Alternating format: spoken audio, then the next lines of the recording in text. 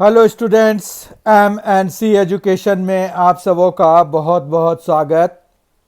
आज का ये जो वीडियो सेशन है वो Jharkhand state board, Jharkhand academic council JAC के उन स्टूडेंट्स के लिए बनाया गया है जो क्लास 12th मैथमेटिक्स का पेपर जो कि मार्च 2021 में संभावित है वो देने वाले हैं।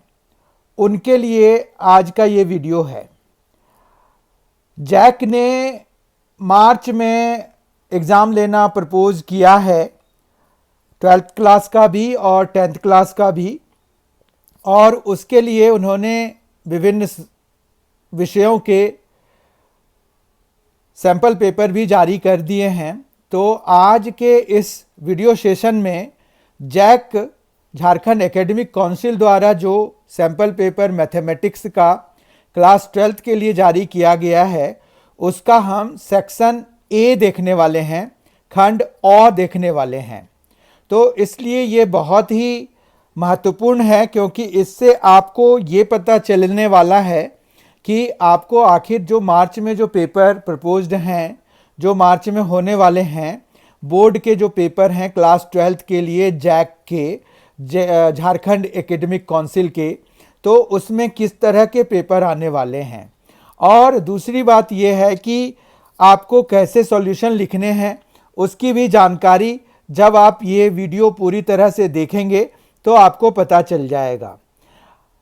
हमने जो है पूरे सैंपल पेपर को 4 भागों में बांटा है, जो कि उन्होंने जिस तरह से सेक्शन ए खंड अ, सेक्शन बी खंड ब, सेक्शन सी खंड 100 और सेक्शन डी खंड 2 में है, तो इसी तरह से हर एक सेक्शन के लिए अलग अलग वीडियो सेशंस बनाए गए हैं।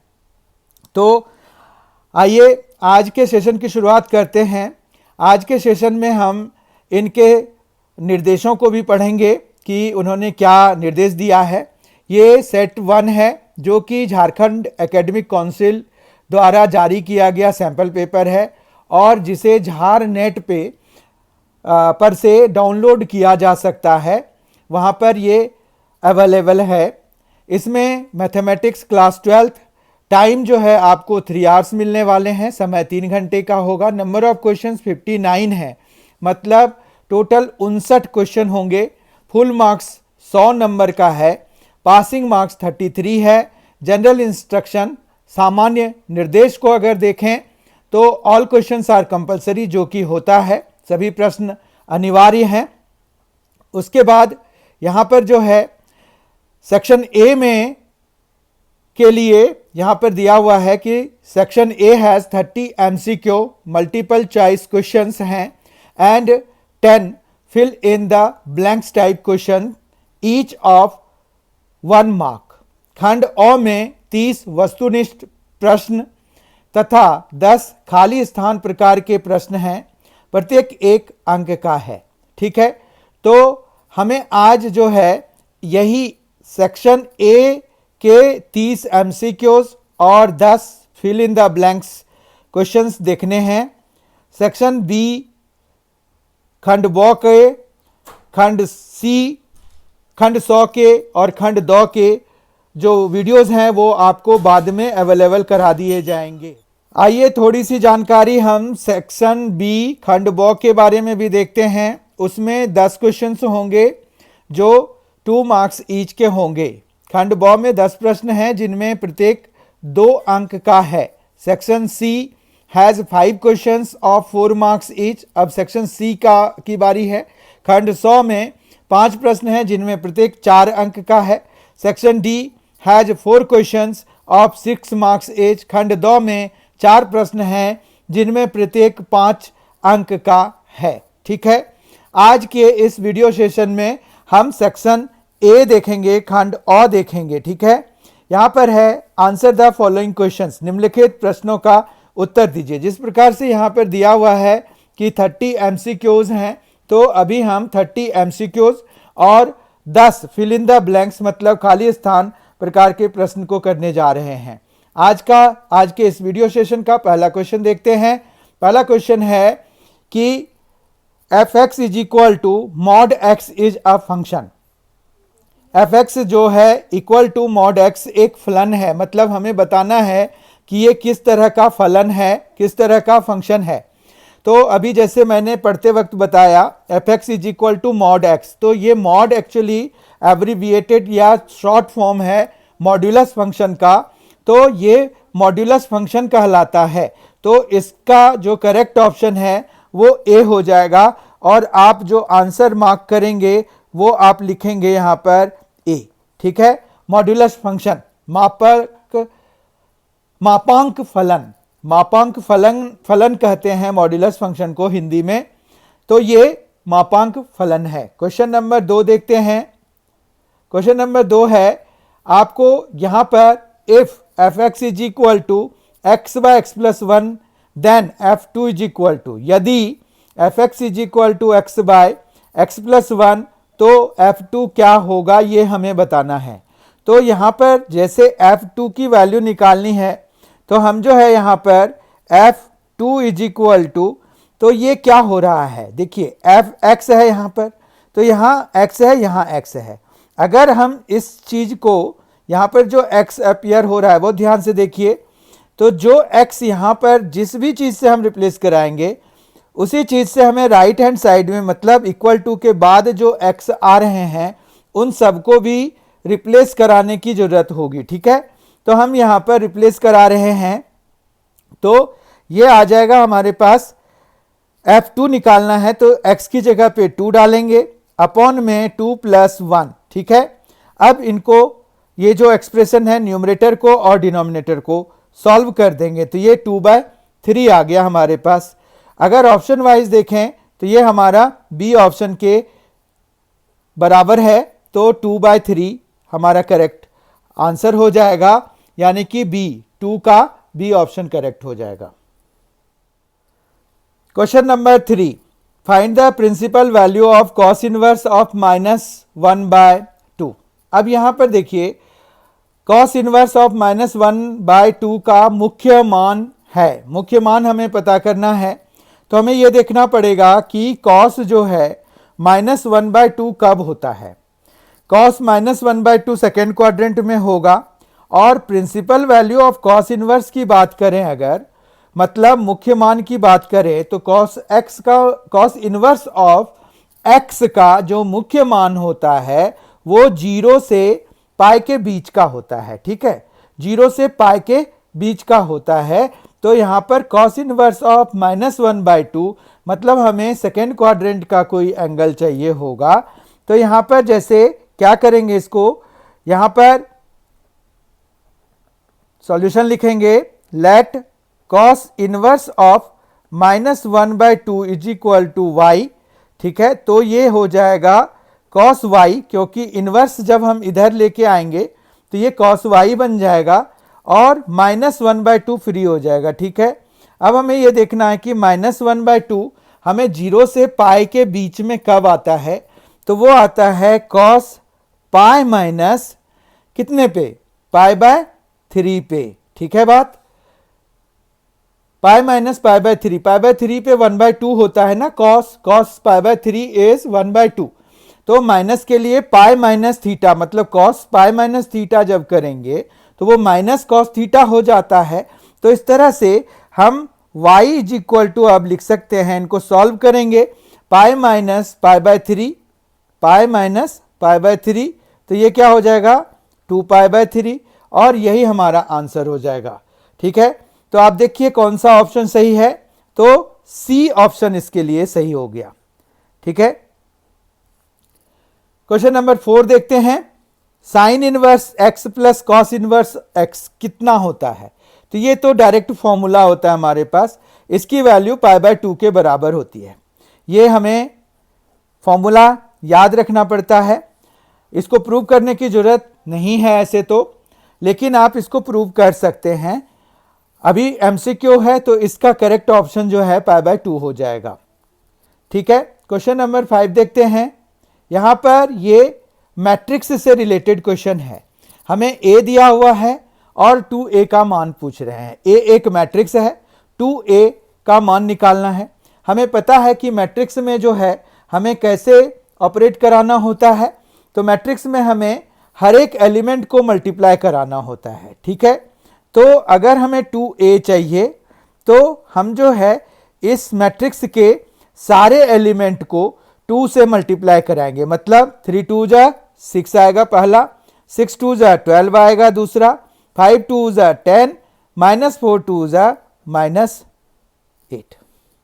अब ऑप्शन वाइज अगर देखिए तो ये है 6 12 10 -8 जो कि ए ऑप्शन के बराबर है, तो ए ऑप्शन इसका करेक्ट हो जाएगा, ठीक है। तो हम जो है यहाँ पर ए ऑप्शन लिख देंगे। यहाँ पर हमें जो है आंसर लिखना है तो ये हो जाएगा बी, ठीक है।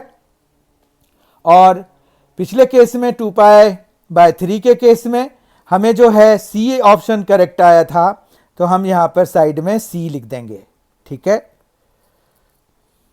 क्वेश्चन नंबर 6 देखते हैं। ये भी मैट्रिक्स से रिलेटेड एक क्वेश्चन है। तो यहाँ पर एक्चुअली उन्होंने मैट्रिक्स का साइन तो दे दिया है, पर मैट्रिक्स से हम कभी भी कोई नंबर नहीं ऑब्टेन कर सकते हैं। तो ये एक मिसप्रिंट है, इसको हम ठीक कर लेते हैं। ये एक्चुअली डिटर्मिनेंट से रिलेटेड है, उनका डिटर्मिनेंट देने का मन था, तो ये डिटर्मिनेंट है बेसिकली। हम जो है डिटर्मिनेंट को इवेलुएट कर सकते हैं, उसके लिए एक न्यूमेरिकल वैल्यू या कोई फैक्टर्स ला सकते हैं, ना कि हम मैट्रिक्स के लिए कोई फैक्टर बना सकते हैं, ठीक बात है। अब इसकी वैल्यू अगर हमें चाहिए तो हम प्रॉपर्टीज ऑफ डिटर्मिनेंट लगाएंगे, ठीक है। यहाँ पर अगर आप देखिए रो 1 है x plus y, y plus z और जेड प्लस एक्स। तो x प्लस वाई अगर हम रो 2 ऐड करा दें तो यहाँ पर क्या हो जाएगा, x plus y plus z हो जाएगा। यहाँ पर क्या हो जाएगा, x ऐड होगा तो x plus y plus z ये भी हो जाएगा, ये भी आपका x plus y plus z के बराबर हो जाएगा, ठीक है। मतलब आपको यहाँ पर क्या करना है, row 1 changes to row 1 plus row 2 करना है। उससे जो आपका जो गिवन डिटर्मिनेंट है उसकी वैल्यू कुछ ऐसी बन जाएगी कि x plus y plus z, यहाँ पर भी x plus y plus z और यहाँ पर भी x plus y plus z आ जाएगा, जबकि यहाँ पर आएगा z, यहाँ पर आएगा x, यहाँ पर y, ये 1 1 1, ठीक है बात।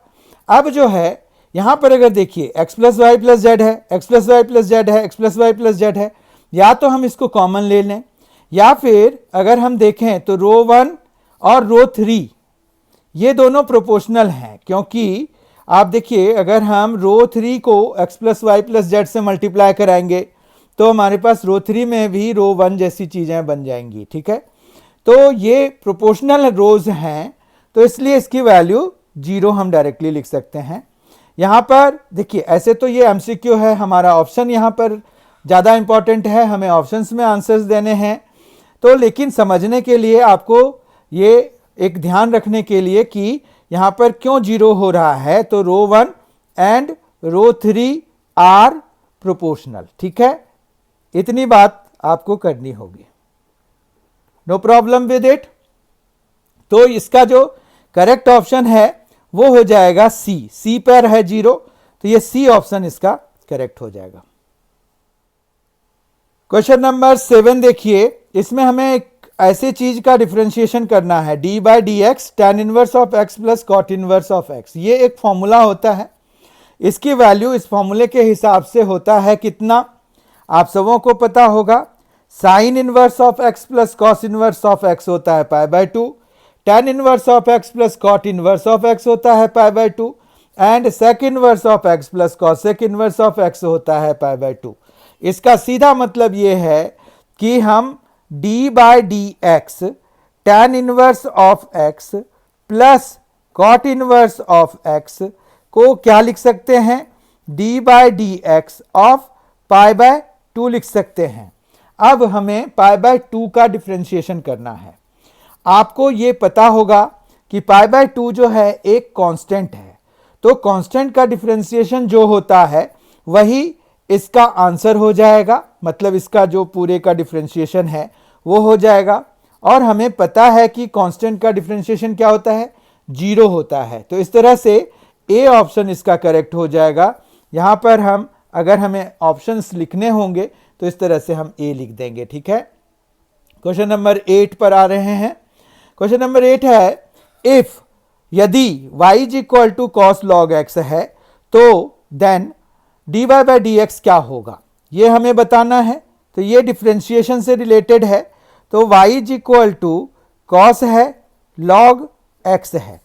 जब भी इस तरह का फंक्शन हो जो कि कॉम्पोजिशन ऑफ टू फंक्शंस है, ये कॉम्पोजिशन ऑफ टू फंक्शंस है, कॉस x और लॉग x का कॉम्पोजिशन है, तो यहाँ पर चेन रूल लगता है। आपको ज्ञात होगा कि इसमें हम चेन रूल लगाते हैं। अब अगर हम इसको डिफ्रेंशिएट कराना चाहते हैं तो हमें चेन रूल लगाना पड़ेगा। तो d y by d x लगाया। सबसे पहले चेन रूल में जो बाहर से दिख रहा है हमें वो है कॉस। तो कॉस को डिफ्रेंशिएट कराते हैं तो हमें माइनस साइन मिलता है। बाकी हम अभी एंगल को देख ही नहीं रहे हैं, जो भी है उसको एज इट इज कॉपी कर दीजिए, ठीक है। अब इस कॉस का काम हो गया, अब हम इसके एंगल पे जाएंगे, ठीक है।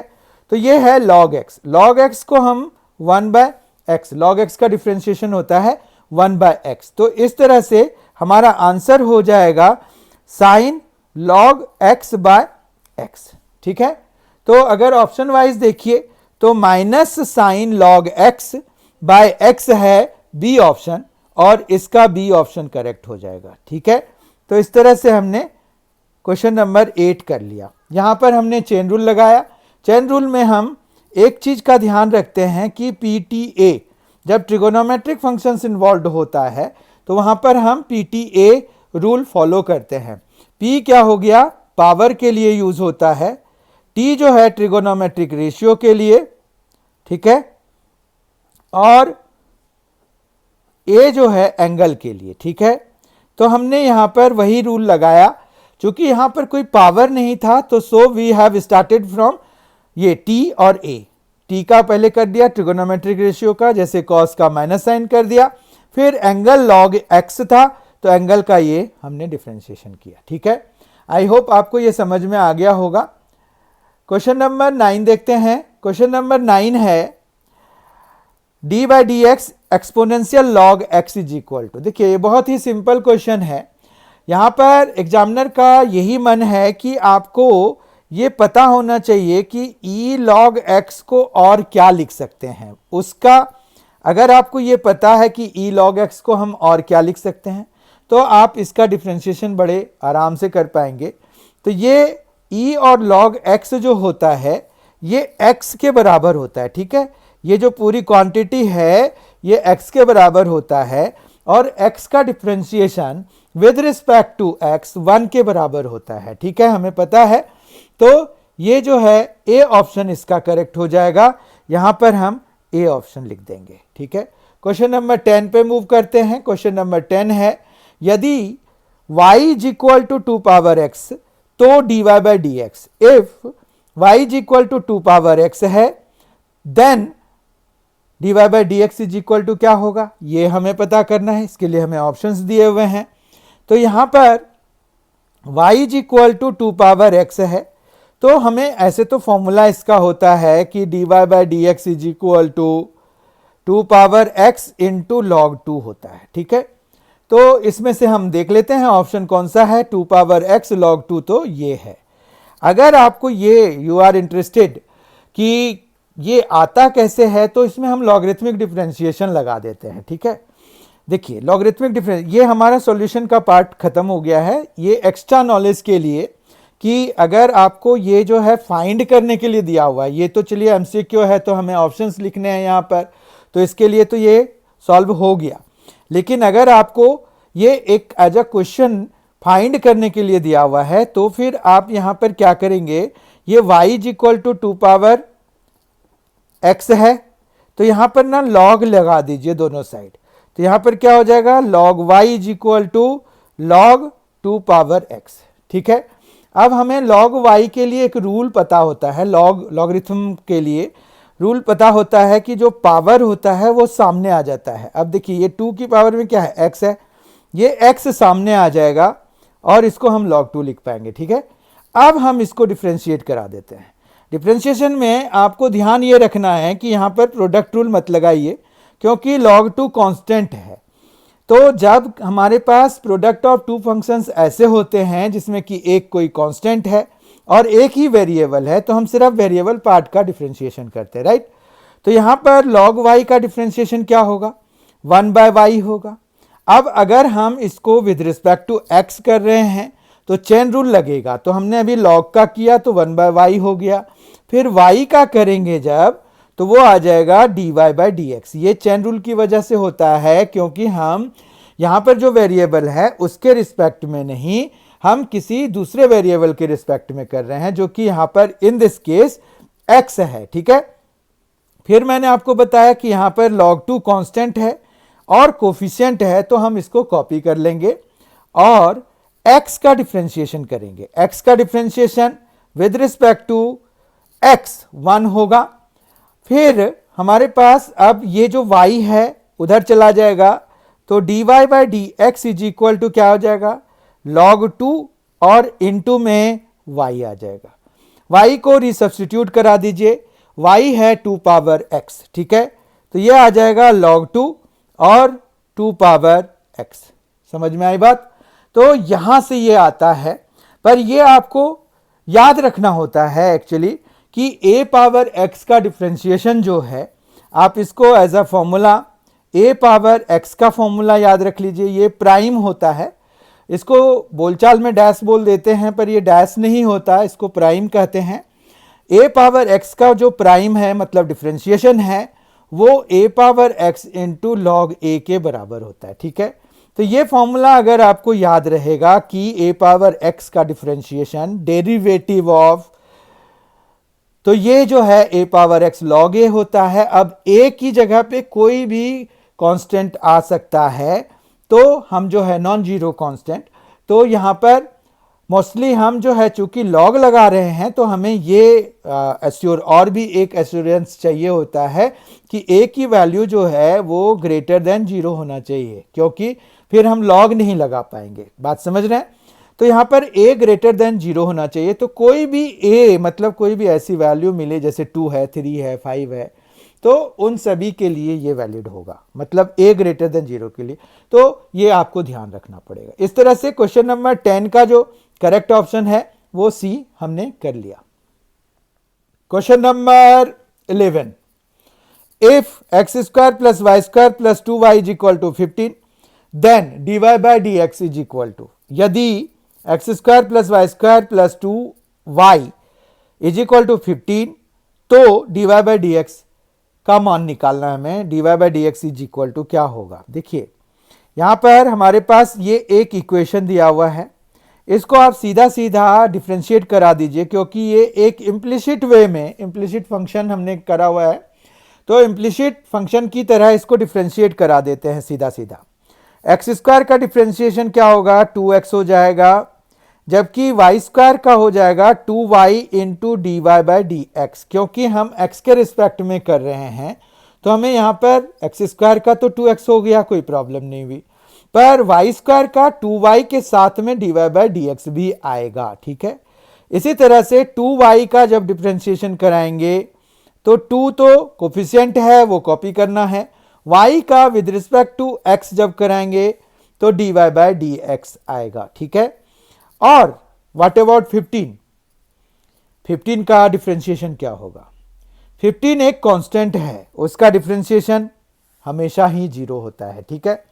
इस तरह से अब हमारे पास कुछ टर्म्स इसमें हैं जिसमें कि dy/dx है, तो हम उन टर्म्स में से dy/dx कॉमन ले लेते हैं, तो ये आ जाएगा 2y प्लस 2, और जिसमें dy/dx नहीं है, किसमें नहीं है, 2x में नहीं है, उसको हम दूसरी साइड ले जाएंगे तो ये -2x बन के उधर चला जाएगा, ठीक है। फिर हमें वैल्यू निकालनी है इसकी, तो इसको इधर रख के बाकी सबको उधर ले जाना है, तो ये आ जाएगा dy/dx is equal to -2x by 2y plus 2, ठीक है। अब जो है हम यहाँ पर 2-2x ऊपर तो ठीक है, नीचे 2 कॉमन ले लीजिए तो y प्लस 1 हो जाएगा, ये 2 कैंसिल करा दीजिए, ठीक है। तो अब आपका क्या बचा, -x बाय y प्लस 1। आप आंसर के तौर पर देखिए पहला ही ऑप्शन इसका करेक्ट है, A option is correct option, -x by y plus 1, तो ये ए ऑप्शन इसका यहां पर हम लिख देंगे, ठीक है। क्वेश्चन नंबर 11 का ए ऑप्शन करेक्ट है। क्वेश्चन नंबर 12 पे मूव करते हैं। क्वेश्चन नंबर 12 है हमारे पास, यदि y is equal to cos inverse of x cube है, देन तो dy बाई डी एक्स क्या होगा। मतलब हमें ये भी डिफ्रेंसिएशन से रिलेटेड है, डेरिवेटिव से रिलेटेड है। तो यहां पर अगर हमें लिखना है, पता करना है, तो y is equal to cos inverse of x cube है। इसमें जो हमें डिफ्रेंशिएशन कराएंगे तो हमें चेन रूल लगाना पड़ेगा। पहले हम कॉस इनवर्स का कराएंगे। कॉस इनवर्स का होता है -1 by root under of 1 minus, ऐसे तो एक्स स्क्वायर होता है, पर यहाँ पर एक्स की जगह पे क्या है, एक्स की जगह पे एक्स क्यूब है, तो हम एक्स क्यूब का ही स्क्वायर कर देंगे। ठीक है, जो भी यहाँ पर होगा उसका हमें स्क्वायर कराने की जरूरत होती है। ठीक है, पर बात यहाँ पर खत्म नहीं हुई, क्योंकि ये x नहीं है, ये कुछ और है, तो हमें चेन रूल लगा करके इसका डिफ्रेंशिएशन करके मल्टीप्लाई कराना पड़ेगा। मतलब एक्स क्यूब का क्या हो जाएगा, 3x स्क्वायर।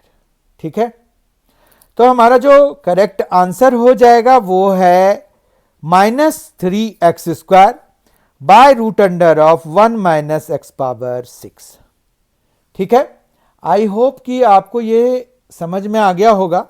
अब हम पहले ऑप्शंस चेक कर लेते हैं। ऑप्शंस चेक करने के दौरान ये देखिए, बी पर ये सही ऑप्शन बैठ गया। ठीक है, -3x square by root under of 1 minus x power 6, तो बी ऑप्शन इसका करेक्ट है।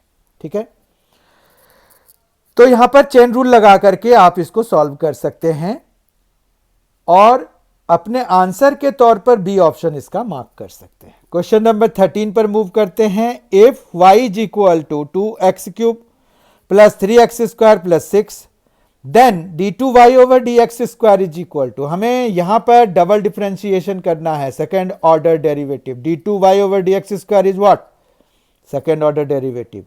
तो हम जो है करते हैं, सेकेंड ऑर्डर डेरिवेटिव निकालना बहुत ही आसान काम होता है, खास करके अगर पॉलिनोमियल फंक्शन की बात करें तो, और फॉर्चुनेटली हमें पॉलिनोमियल फंक्शन ही दिया हुआ है। ठीक है, इसको जब आप डिफरेंशिएट कराएंगे एक बारी for the first time, you will get what, 6x square plus 6x and what about this 6 का डिफरेंशिएशन क्या हो जाएगा, 0 हो जाएगा। ये 2x क्यूब का आया 6x स्क्वायर, 3x स्क्वायर का आया 6x। ये कैसे हुआ आपको पता चल गया होगा। 2 कॉपी करेंगे, जबकि x क्यूब का 3x स्क्वायर होगा, जो कि मल्टीप्लाई होके 6x स्क्वायर बन जाएगा। जबकि यहां पर 3 कॉपी करेंगे, कोफिशिएंट है, कांस्टेंट है, और x स्क्वायर का डिफरेंशिएशन 2x होता है, तो 3 2 जा 6 इंटू x हो जाएगा। ठीक है, अब अगेन डिफरेंशिएटिंग अगर हम करेंगे तो जाके हमें डबल डिफरेंशिएशन मिलेगा। Again differentiating with respect to x, तो हमें मिलेगा, क्या मिलेगा, d2y ओवर dx स्क्वायर मिलेगा लेफ्ट साइड में, और राइट साइड में d2y over dx square left side में मिलेगा, राइट साइड में मिलेगा इसका जो भी डिफरेंशिएशन होगा। 6x स्क्वायर का डिफरेंशिएशन हो जाएगा 12x, और 6x का हो जाएगा सिर्फ 6। ठीक है, ये कैसे हुआ, 6 को रहने दीजिए, x स्क्वायर का 2x होता है, तो 6 इंटू 2x इज 12x। 6 का कॉपी कीजिए, और x का डिफरेंशिएशन 1 होता है, इसीलिए ये 6 हो गया। ठीक है, अब यहां पर 12x प्लस 6 ऑप्शन वाइज देख लेते हैं कौन सा है, तो ये बी ऑप्शन करेक्ट है। ठीक है, आई होप आपको ये सेकेंड ऑर्डर डेरिवेटिव भी समझ में आ गया होगा। बहुत ही आसान होता है अगर पॉलिनोमियल आ गया। बाकी केसेस में हो सकता है कि बढ़ जाए, जैसे इनवर्स ट्रिगोनोमेट्रिक फंक्शंस का अगर हमें डबल डिफरेंशिएशन करना होता है तो वो धीरे धीरे बढ़ना शुरू हो जाता है, कॉम्प्लिकेशंस उसके बढ़ जाते हैं। ठीक है, कठिन हो जाता है। ठीक है, क्वेश्चन नंबर 14 देखते हैं। The rate of change of area of circle with respect to its radius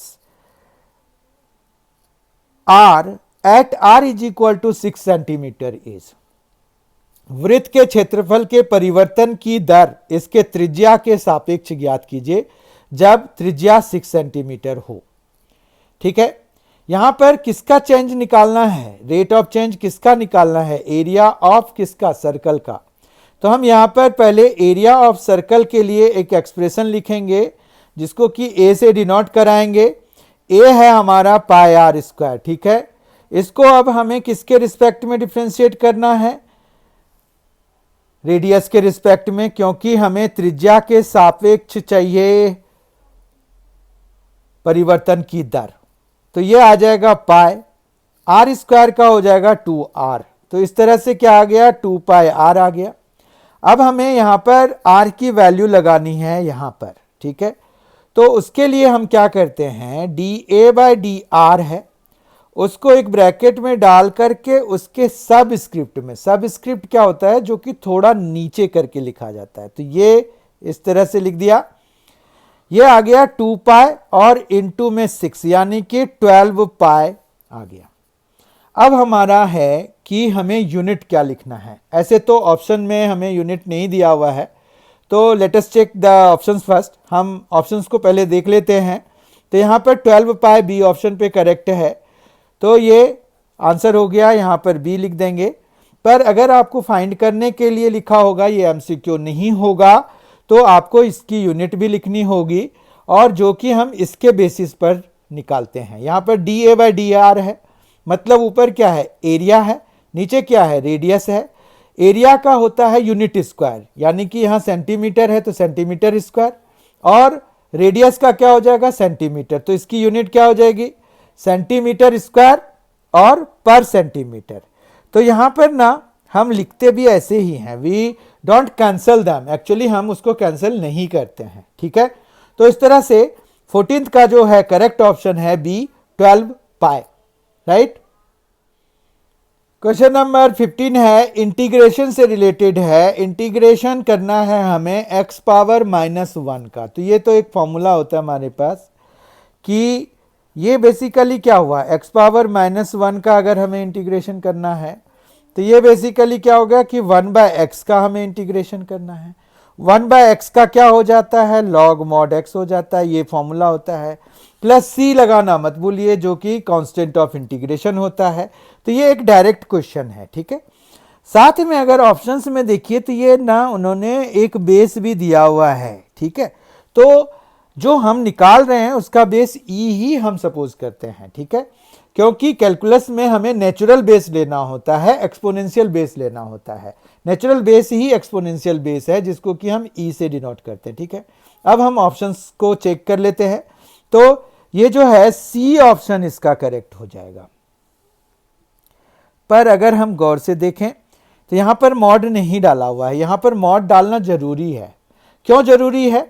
क्योंकि हमारा जो x है वो पॉजिटिव भी हो सकता है, नेगेटिव भी हो सकता है, लेकिन लॉग जो है सिर्फ पॉजिटिव नंबर्स के लिए वैलिड होता है। तो इसीलिए यहां पर मॉड वाला ऑप्शन हमें चूज करना पड़ेगा, ठीक है। तो वाई दिस, वाई मॉड, तो आपको यह भी पता चल गया, उसको एक्सप्लेन कर दिया मैंने। 16th क्वेश्चन देखते हैं।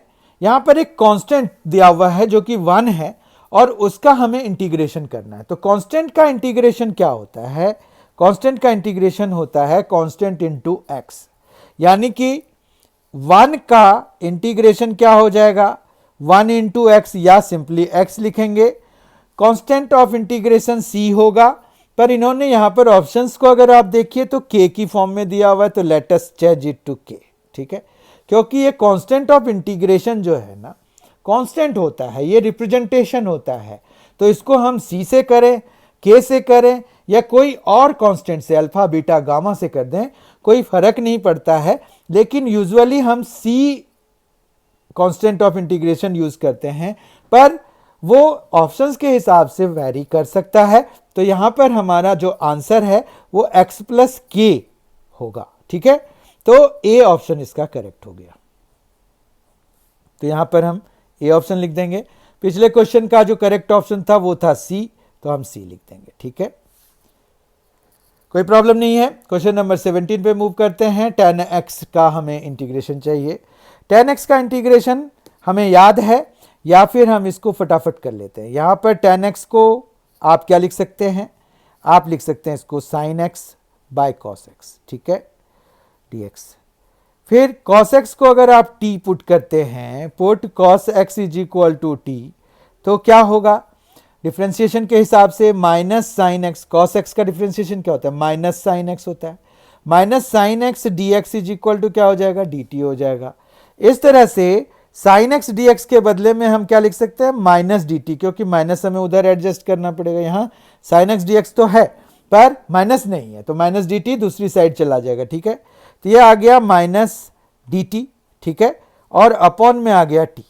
अब हमें माइनस कांस्टेंट ऑफ माइनस जो है इंटीग्रेशन से हम बाहर रख सकते हैं। तो बेसिकली हमें जो इंटीग्रेट करना है वो डी टी बाय टी का इंटीग्रेशन करना है। तो डी टी बाय टी का इंटीग्रेशन होता है लॉग मॉड टी प्लस सी, ठीक है बात।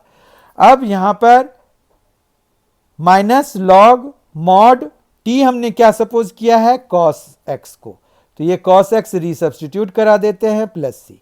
तो ऑप्शन वाइज हम अगर वेरीफाई करें तो बी ऑप्शन इसका करेक्ट है, minus log cos x plus सी बी ऑप्शन पे है। तो ये हमारा करेक्ट ऑप्शन हो गया।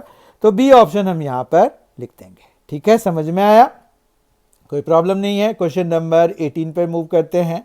यहाँ पर है e x tan inverse of, they have missed one thing, x होना चाहिए यहाँ पर, tan inverse of x plus one by one plus x square. ये जो है इंटीग्रेशन का वो फॉर्म है जिसमें कि हम एक फॉर्म करते हैं इंटीग्रेशन में, वो होता है e x f x plus f dash x, ठीक है, या एफ प्राइम एक्स। इसका इंटीग्रेशन किसके बराबर होता है, आपको अगर वो फॉर्मूला याद नहीं है तो ये याद कर लीजिए। इसका फॉर्मूला होता है ई एक्स एफ एक्स, मतलब e x into f x plus c, c constant of integration है ऑब्वियसली। तो हमारे पास यहाँ पर ये इसी फॉर्म का है, टेन इनवर्स ऑफ एक्स है, उसका डिफ्रेंशिएशन होता है one by one plus x square, अगर आपको ध्यान हो तो इसका जो आंसर हो जाएगा वो ई एक्स है, यहाँ पर tan inverse of x plus one by one plus x square है, डी एक्स है। तो हम इसको e x into tan inverse of x plus c लिख पाएंगे, ठीक है।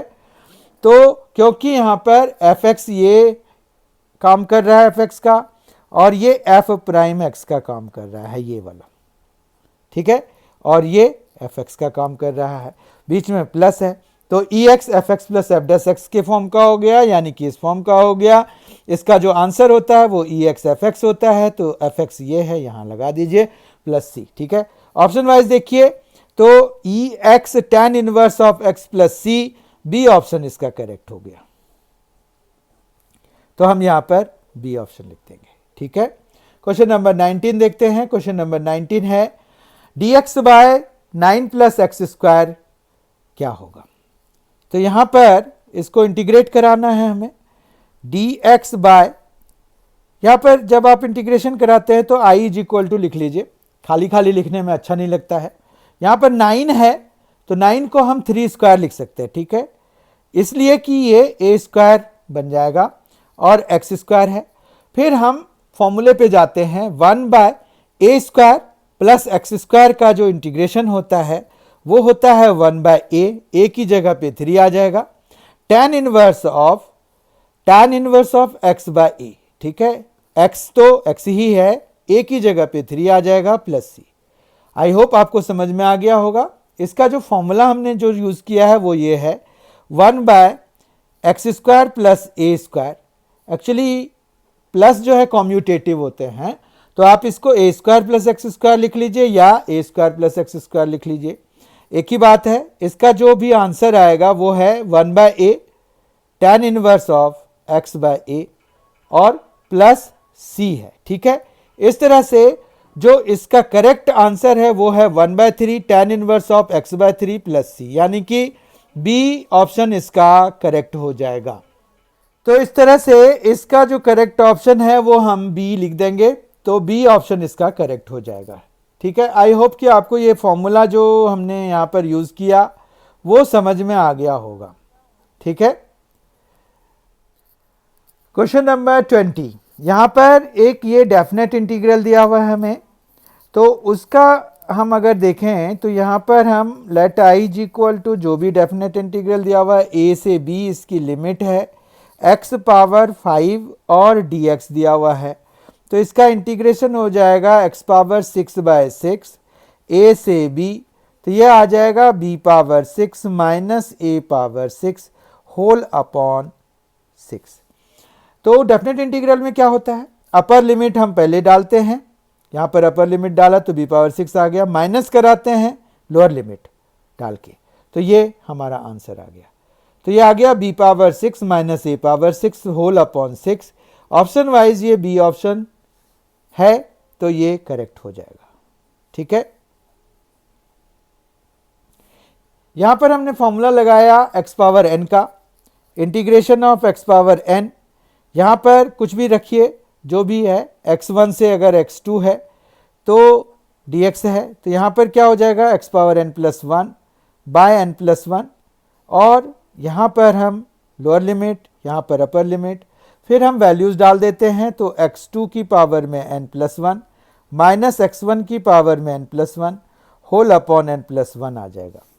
यहाँ पर हमें कांस्टेंट ऑफ इंटीग्रेशन की ज़रूरत नहीं होती है, क्योंकि हम यहाँ पर एक डेफिनेट वैल्यू निकाल रहे होते हैं। कांस्टेंट ऑफ इंटीग्रेशन जो है इंडेफिनेट इंटीग्रल के लिए हमेशा यूज़ होता है।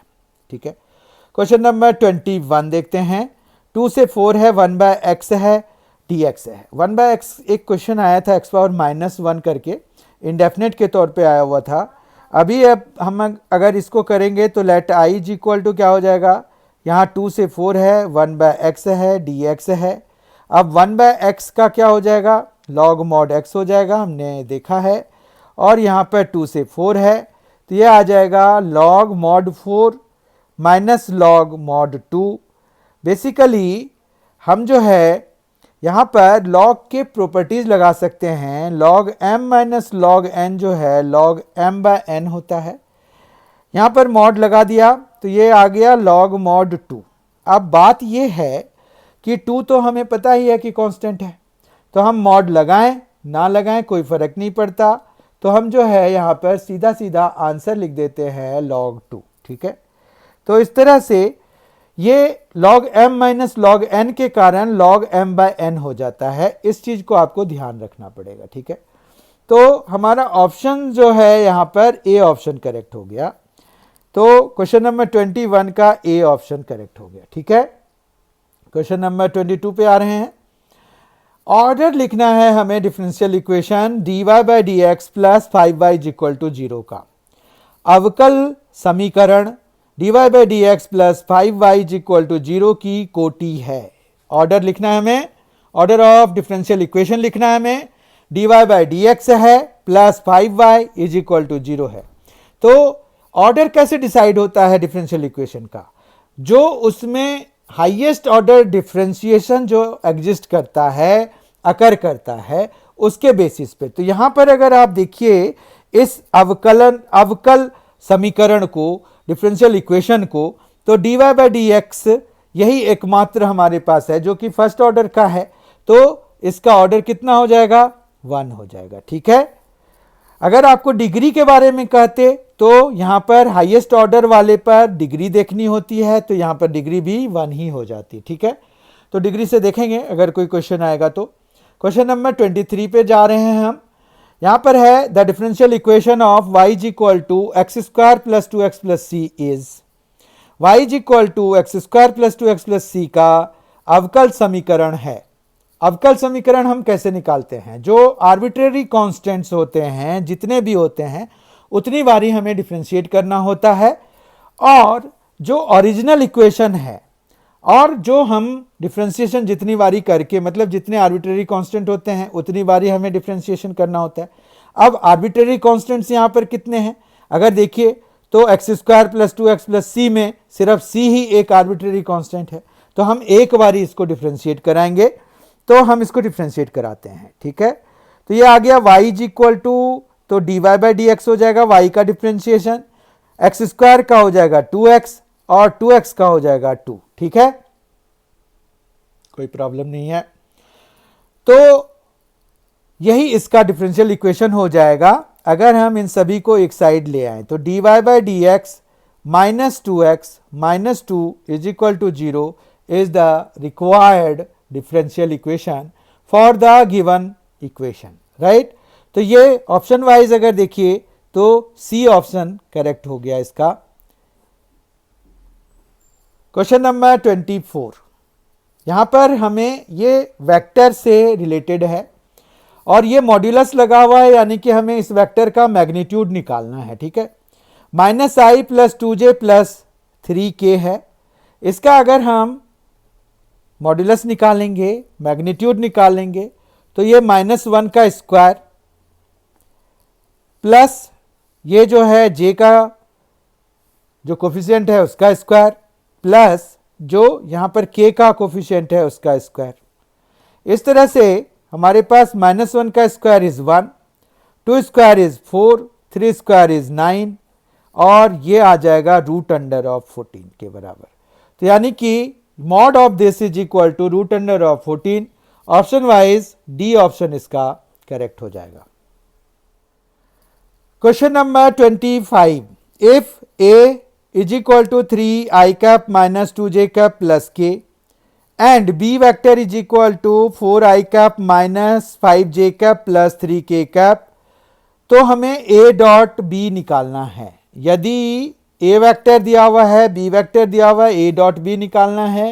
हमें पता है a डॉट b हम कैसे निकालते हैं, तो यहाँ पर a vector dot b vector is equal to, देखिए यहाँ पर आई कैप के जो कोफिशिएंट्स हैं उनको आपस में मल्टीप्लाई कराइए, तो 3 4 12, बीच में बाय डिफ़ॉल्ट प्लस आता है। फिर ये -2 और -5 को मल्टीप्लाई कराएंगे, जो कि -2 इंटू -5 तो +10 हो गया, +10 के बराबर हो गया, तो +10 आ जाएगा। यहाँ पर प्लस डालना है। के का कोफिशिएंट है 1, के कैप का कोफिशिएंट है 1, के कैप का यहाँ पर है 3, 1 इंटू 3 3, तो यहाँ पर +3 आ गया। इस तरह से हमें जो है इसका आंसर आ गया सम करने के बाद 25। सी ऑप्शन इसका करेक्ट हो जाएगा। क्वेश्चन नंबर 26 देखते हैं। डायरेक्शन कोसाइंस निकालना है जेड एक्सिस का। डायरेक्शन कोसाइंस जेड एक्सिस का क्या होता है? एक्स एक्सिस का होता है 1, 0, 0। उसी तरह से अगर हम देखें तो y का 0 1 0 और z का 0 0 1। ठीक है, तो ये वाला ऑप्शन हमारा करेक्ट हो जाएगा। ये आपको ध्यान में रखना पड़ता है कि एक्स वाई जेड एक्सिस का डायरेक्शन कोसाइंस मतलब दिक् कोज्याएं जो हैं वो कैसे होते हैं। ये एक्स एक्सिस का है, ये तो ओरिजिन है, ये वाई एक्सिस का है, ये जेड एक्सिस का है। ठीक है, बात समझ गए? तो आपको कोई भी क्वेश्चन आ सकता है, तो आपको हमेशा तैयार रहना पड़ेगा उसके लिए। क्वेश्चन नंबर 27 पे आ रहे हैं। If l m n are direction cosines of a straight line then, यदि एक रेखा का दिक् कोज्या एल एम एन हो तो l square plus m square plus n square जो है वो 1 होता है। ये पूरा कंसेप्चुअल क्वेश्चन है, यहाँ पर आपको ये ध्यान रखना होता है। एक्चुअली इसका प्रूफ भी है, पर हमें ये ध्यान रखना होगा कि अगर एल एम एन दिक् कोज्याएं हैं किसी भी स्ट्रेट लाइन के या किसी भी वेक्टर के, तो l square plus m square plus n square जो है वो 1 के बराबर होता है। ठीक है, क्वेश्चन नंबर 28 पर आते हैं। डिस्टेंस हमें निकालना है, डिस्टेंस फॉर्मूला लगा लेंगे। डिस्टेंस फॉर्मूला होता है हमारे पास, जैसे अगर हम इसको a और इसको b, यहाँ पर है the distance between the points 4 3 7 and 1 -1 -5। 4 3 7 तथा 1 -1 -5 के बीच की दूरी ज्ञात कीजिए। तो यहाँ पर क्या होगा, ये जैसे x1 y1 z1, इसी तरह से x2 y2 और z2 ले लेते हैं। यहाँ पर क्या होगा, x2 - x1 का होल स्क्वायर, y2 - y1 का होल स्क्वायर और z2 - z1 का होल स्क्वायर। ठीक है, तो यहाँ पर जब हम इनका सॉल्व करेंगे तो यहाँ पर 1 है और ये 4 है, तो 1 - 4 का स्क्वायर हो जाएगा। y2 है हमारे पास -1 और -3 हो जाएगा, -1 और -3 होल स्क्वायर। यहाँ पर -5 है और -7, इसका स्क्वायर हो जाएगा, रूट अंडर करेंगे तो ये आ गया हमारे पास 1 - 4 मतलब -3, उसका स्क्वायर हो गया 3 स्क्वायर मतलब 9, -3 का स्क्वायर या 3 का स्क्वायर दोनों सेम ही है, ये -1 -3 तो -4 हो गया, उसका स्क्वायर 16 हो जाता है। -5 -7 तो ये 12 हो गया, -12 हो गया, उसका स्क्वायर होता है 144। ठीक है, इस तरह से हमारा जो ये आया है 169 यानी कि 13 के बराबर हो जाएगा। 169 का स्क्वायर रूट होता है 13, तो ये 13 यूनिट्स इसका डिस्टेंस है। सी ऑप्शन इसका करेक्ट है। ठीक है, क्वेश्चन नंबर 29 देखते हैं। ये प्रोबेबिलिटी से रिलेटेड है, जैसे आपको दिख रहा है। इफ यदि पी ए 3/8 है, पी बी 1/2 है, पी ए इंटरसेक्शन बी 1/4 है, देन तो पी ए यूनियन बी हमें निकालना है। बहुत ही सिंपल क्वेश्चन है। पी ए यूनियन बी का फॉर्मूला होता है हमारे पास, वही लगा देना है।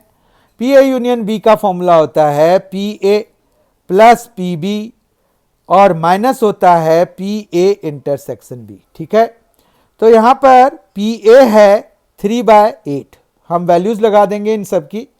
पी बी है 1/2 and P A intersection B है 1/4। इनको सॉल्व कर देंगे। एलसीएम लीजिए, 8 2 4 का 8 हो गया, तो ये आ गया 3 प्लस 2 4 जा 4 1 जा, तो यहाँ पर 4 आ जाएगा, माइनस 4 2 जा 2 1 जा, तो यहाँ पर आ जाएगा -2। तो इस तरह से ये आ गया 5/8। ठीक है, आप समझ पा रहे हैं, माइनस थोड़ा ऊपर चला गया, तो ये आ गया 7 - 2 तो 5/8। ऑप्शन वाइज डी ऑप्शन इसका करेक्ट हो जाएगा। क्वेश्चन नंबर 30 और एमसीक्यू वाले पार्ट का जो है ये आखिरी क्वेश्चन है, क्योंकि हमें 30 एमसीक्यू करने थे आज के सेशन में, और सेक्शन ए में 30 क्वेश्चंस दिए हुए हैं सैंपल पेपर, जो कि जैक झारखंड एकेडमिक काउंसिल द्वारा रिलीज किया गया है, और जिसके प्रस्तावित एग्ज़ाम का जो अभी तिथि की घोषणा नहीं हुई है, मतलब मंथ वाइज उन्होंने बता दिया है कि मार्च में होगा और किन 2 डेट्स के बीच में होगा, तो वो लगभग पूरा ही मार्च का है सिस्टम। तो उसकी डेट शीट आनी है, वो आ जाने के बाद फिर क्लियर कट पता चल जाएगा, ऐसे मार्च में होनी है। तो यहाँ पर जो है उसका हम 30th क्वेश्चन एमसीक्यू वाले का देख रहे हैं। हमें आज के सेशन में टोटल 40 क्वेश्चंस देखने हैं। इसके बाद जो है fill in the blanks type question शुरू हो जाएंगे। ठीक है, यहां पर है यदि पीई दिया हुआ है 0.6, पीएफ दिया हुआ है 0.3, पीई इंटरसेक्शन एफ दिया हुआ है 0.2, तो पीई/एफ निकालना है। अब देखिए, पीई/एफ का एक फॉर्मूला होता है, बहुत इजी फॉर्मूला है पीई/एफ का, वो होता है PE intersection F by PF. ये फॉर्मूला हमें यूज करना है। तो हमें जो जो वैल्यूज की जरूरत है सिर्फ वही हमें यूज करना है। यहां पर अगर देखिए तो हमें बस इन दोनों की वैल्यू की जरूरत है। पी ई इंटरसेक्शन एफ 0.2 है, जबकि पी एफ जो है 0.3 है, और जब हम इनको सॉल्व करते हैं तो 2/3 आ जाता है, जो कि बी ऑप्शन के बराबर है। इस तरह से 30th क्वेश्चन का जो है बी ऑप्शन करेक्ट हो जाएगा। ठीक है, अब हम सेक्शन ए के सेकेंड पार्ट पे, जिसमें कि fill in the blanks type questions हैं, वो करेंगे। क्वेश्चन नंबर 31 है, इफ यदि gx x/(x-1) है, then g-3 is equal to. देखिए यहां पर फिल इन द ब्लैंक्स तो है, इसमें हमें इवेलुएट कराना है, g-3 निकालना है। तो अभी आपको बताया था एमसीक्यू में भी इस तरह का एक क्वेश्चन आया हुआ था, जहां पर fx दिया हुआ था और f2 हमें निकालना था। तो यहाँ पर gx दिया हुआ है, g-3 निकालना है, तो x की जगह पे हमें -3 लिखना पड़ेगा। तो -3 लिख दीजिए, सॉल्व कर दीजिए, जो भी आएगा वही आपका आंसर हो जाएगा। तो -3/-4 हो गया, माइनस माइनस दोनों साइड से कैंसिल हो जाएगा, न्यूमरेटर से और डिनोमिनेटर से। As a result it will be 3/4। तो हमारा इसका करेक्ट आंसर हो जाएगा 3/4। समझ में आई बात? क्वेश्चन नंबर 32 देखते हैं, उसमें हमें फिल इन द ब्लैंक्स करना है। tan inverse of x plus tan inverse of y is equal to, तो हमें एक फॉर्मूला होता है tan inverse of x plus tan inverse of y के लिए, वो होता है tan inverse of x plus y upon 1 minus x into y. तो फिल इन द ब्लैंक्स में जो ब्लैंक के पोजीशन पे है वो ये आना है, ठीक है। तो ये आप यहाँ पर लिख दीजिए, tan inverse of x plus y upon 1 minus x y. Question number 33 पे आते हैं। Integration of root under a square minus x square d x is equal to, ये भी एक फॉर्मूला है, उन्होंने फॉर्मूले को ही फिल इन द ब्लैंक्स में चेंज कर दिया है। तो इसका फॉर्मूला लिखते हैं हम, क्या होता है, x बाय 2 होता है, root under of a square minus x square होता है, प्लस आता है a square by 2 sine inverse of x by a, और प्लस सी भी आएगा क्योंकि ये इंडेफिनेट इंटीग्रल है। तो यहां पर फिल इन द ब्लैंक्स की जगह पे ये पूरी चीज आपको लिखनी है, राइट। ये एक फॉर्मूला है, स्पेशल इंटीग्रल में हम करते हैं इसको। 34 देखिए, ये डेफिनेट इंटीग्रल का है, पर उससे जो है पहले 1 बाय 1 प्लस एक्स स्क्वायर का हमें इंटीग्रेशन करना पड़ेगा। तो ये 0 है, ये पाई बाय 4 है।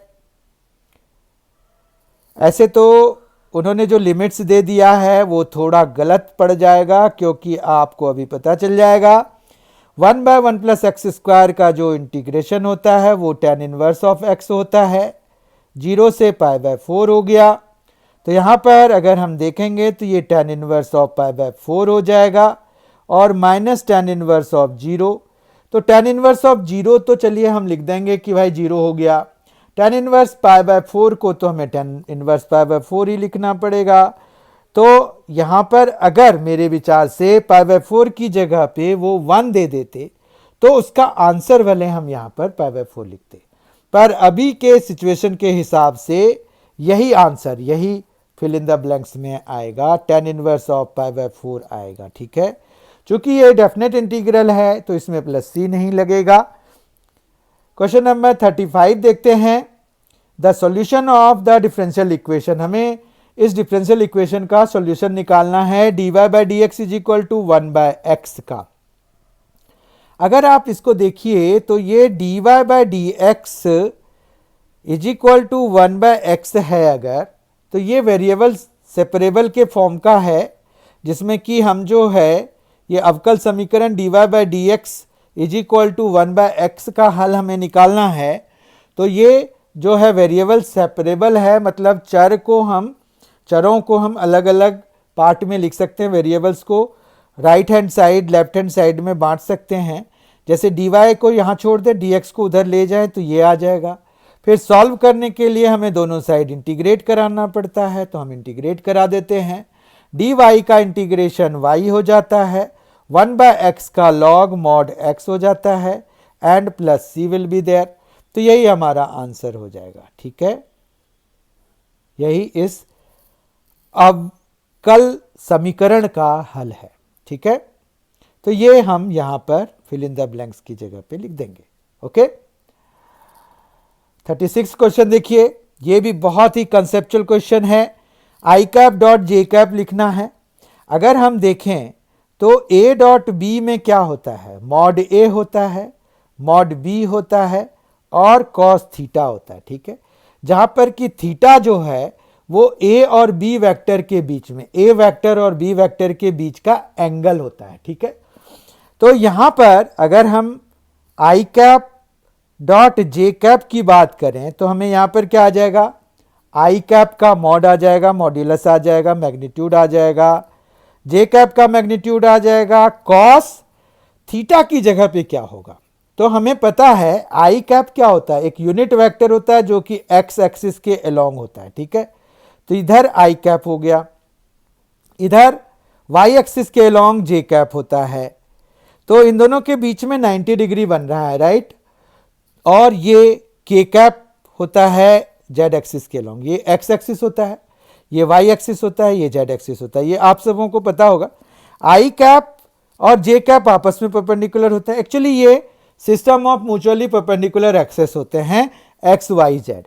तो यहां पर कॉस क्या आ जाएगा, पाई बाय 2 आ जाएगा। कॉस पाई बाय 2 जो होता है वो 0 होता है। मॉड्यूलस ऑफ आई कैप होता है 1, मॉड्यूलस ऑफ जे कैप होता है 1।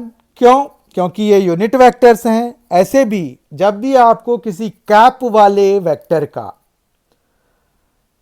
मॉड्यूलस निकालना है तो उसका 1 होगा, क्योंकि कैप हम सिर्फ यूनिट वेक्टर्स के लिए यूज करते हैं, ठीक है।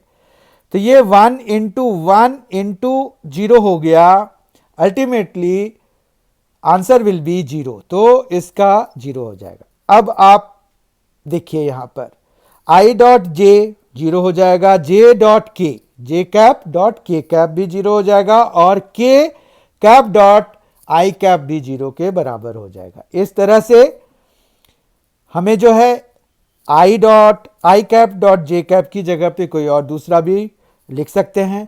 और क्या होगा, अगर आई कैप डॉट आई कैप होगा, या जे कैप डॉट जे कैप होगा, या के कैप डॉट के कैप होगा, तो उन केसेस में इसकी वैल्यू 1 हो जाती है, ठीक है। Question number 37, if a dot b is equal to 0, then the angle between a and b, a vector and b vector is.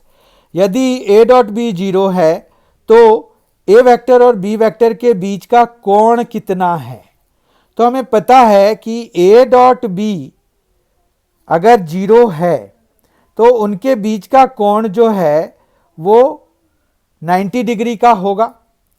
ऐसे ये क्वेश्चन थोड़ा सा अधूरा है इस मामले में, क्योंकि a डॉट b जो है वो तब भी 0 हो जाएगा अगर इनके बीच में कोई भी एंगल हो, लेकिन इन दोनों में से कोई जो है एक वेक्टर 0 हो जाए, 0 वेक्टर हो जाए। तो उन्होंने ये देना चाहिए था कि a vector and b vector are non zero vectors, तब जाके ये गारंटी हो जाती है कि ये 90 डिग्री होना ही होगा। अदरवाइज इनमें से कोई एक अगर 0 वेक्टर के बराबर है तो डॉट प्रोडक्ट ऑटोमेटिकली 0 हो जाएगा, उसमें कोण चाहे जितना बन जा रहा हो कोई फर्क नहीं पड़ता है। तो ये जो वैलिड आंसर है ये सिर्फ किसके लिए है, दो नॉन जीरो वेक्टर्स के लिए है, राइट। क्वेश्चन नंबर 38 देखते हैं, direction ratios of the line. Direction ratio निकालना है 3i cap plus 2j cap plus 8k cap का। ये लाइन की इक्वेशन है। लाइन की इक्वेशन जो है किस फॉर्म में होता है, r vector is equal to a plus lambda b vector की फॉर्म का होता है, ठीक है। तो यहां पर ए वेक्टर क्या है, ये होता है पॉइंट, और बी वेक्टर वो होता है डायरेक्शन वेक्टर। मतलब अगर कोई लाइन है, ये लाइन है, और बी वेक्टर ये होता है, ठीक है। लेकिन इस लाइन का जो फिर हम अगर इक्वेशन लिखेंगे तो वो होगा r vector is equal to a vector. A vector इस पे लाई कर रहा होता है, जबकि बी वेक्टर के वो पैरेलल होता है, तो बी वेक्टर बाहर ही होता है, ठीक है, प्लस लैम्डा बी वेक्टर। लेकिन चूंकि इसका डायरेक्शन रेशियो निकालना है इस लाइन का, तो हमें जो है इस बी वेक्टर की ही जरूरत है, ठीक है। पॉइंट से डायरेक्शन नहीं निकलता, किससे निकलेगा, डायरेक्शन वेक्टर से निकलेगा। डायरेक्शन वेक्टर्स का डायरेक्शन रेशियो निकालना है तो वो है 3, 2 एंड 8, ठीक है, 3, 2 एंड 8 है। तो यहां पर हम ऐसे लिख सकते हैं 3, 2, 8 ऐसे, ठीक है। तो इसको नॉट एग्जैक्टली सिंपल ब्रैकेट और समथिंग, ये इसी तरह के ब्रैकेट में हम डायरेक्शन रेशियोज को यूजुअली रिप्रेजेंट करते हैं, या फिर हम कोई ब्रैकेट ना लगाएं तो भी काम चल जाता है, ठीक है। क्वेश्चन नंबर 39 देखते हैं, if A and B are events such that P A by B is equal to P B by A, then यदि ए तथा बी दो घटनाएं इस प्रकार हैं कि P A by B is equal to P B by A, तो देखिए देखते हैं क्या होता है। यहां पर अगर हम देखें तो पी ए बाय बी अगर हम देखें और पी बी बाय ए देखें, ये दोनों बराबर है। पी ए बाय बी होता है P A intersection B by P B, ठीक है, जबकि पी बी बाय ए होगा P A intersection B by P A. और ये देखिए न्यूमरेटर दोनों का सेम है, कैंसिल हो जाएगा, तो पी बी पी ए के बराबर हो जाएगा, या simply P A P B के बराबर हो जाएगा। तो यही चीज आपको फिल इन द ब्लैंक्स में लगा देना है, यहां पर लगा देना है, समझ गए बात को। तो ये तब पॉसिबल है जब ए और बी के होने की प्रोबेबिलिटी सेम हो, इक्वल हो, ठीक है। क्वेश्चन नंबर 40 और आज के सेशन का लास्ट, ये सेक्शन ए का लास्ट क्वेश्चन है और आज के सेशन का भी लास्ट क्वेश्चन है। तो यहां पर यह है कि if P A is equal to 1/2, P B is equal to 0, then P A by B is. तो पी ए बाय बी अगर हमें निकालना है तो यहां पर पी ए 1/2 है, पी बी 0 है। तो ये बड़ा टेक्निकल क्वेश्चन है अगर आप इस तरह से देखें तो। यहां पर पी ए इंटरसेक्शन बी दिया हुआ है क्या? नहीं दिया हुआ है, तो कुछ तो बात होगी ना। तो यहां पर अगर आप ध्यान से देखिए तो पी ए बाय बी जो है वो है P A intersection B by P B है, ठीक है बात। अब पी बी उन्होंने कितना दिया हुआ है?